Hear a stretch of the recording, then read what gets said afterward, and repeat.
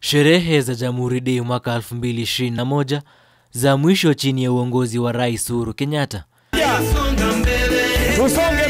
Akiwa mgeni wa heshima, akadokeza kwamba taifa la Kenya limepiga hatua kubwa kufikia lililoko, japokuwa mengi zaidi yanastahili kufanywa, hasa katika kuwatambua waliopigania uhuru na familia zao. But even with independence, a national flag and a national anthem, the Queen continued to serve as Kenya's head of state. It took us 1 full year to get to the third and final milestone of our liberation. And this happened on December 12th, 1964, when the Queen vacated her position as head of state, and with this act, Kenya transitioned into a full republic or jamhuri, making the total liberation of our country.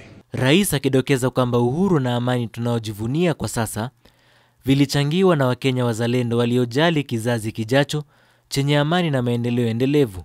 Some will tell you that history is meaningless, unnecessary, useless and irrelevant to the concerns of the present. I beg to differ. History provides invaluable lessons to be learned and gives context to the present. By looking back, we are better able to look forward. Learning from the past means that we can build on its good, avoid its mistakes, and most importantly, it is a constant reminder of the ugly, so that even as we forgive, we must never forget. Kenyatta aliyodokeza kwamba rumba la BBI lingalipo japo kwa sasa liko mapumzikoni, alilisifia kisema ndilo suluhu kwa nyingi ya changamoto zinazokabili taifa. And we discovered that the politics of exclusion, in which the winner takes all, was not good for our country, and we were bold enough to change our constitution and expand the executive in order to accommodate the excluded.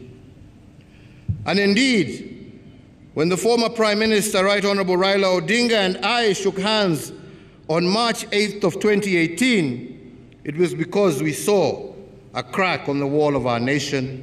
Kulingana na Kenyatta, mataifa mengi yameendelea japo yalikuwa katika safi moja na Kenya ikikabidhiwa uhuru, kumaanisha kuna swali la tuliachwa wapi?